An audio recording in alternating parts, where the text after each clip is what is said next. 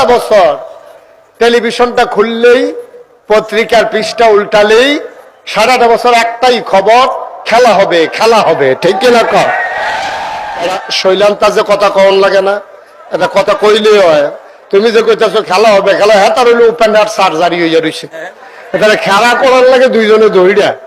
হেতে যদি কয় খেলা হবে তো ফলাফাইলে কয় তো নামেন, এখন ফলাফাইন নামছে হেতে ভাগ্যা গেছে। এখন খেলা হইতেছে এক সেটে, গোল দিতে দিতে দিতে দড়ি গিটতে গিটতে দড়ি শেষ, গোল দেওয়ার শেষ হয় না, কারণ প্লেয়ার নাই তো, বাধা দেবেন না, নাই একসেটিয়া গোল। নাউজুবিল্লাহ বলবেন না? জোরে বলবেন না নাউজুবিল্লাহ? সুতরাং বুঝতে হবে আমাদের চিন্তা ভাবনা আল্লাহর ফায়সালা হলো আরেক, ঠিক কিনা বলেন?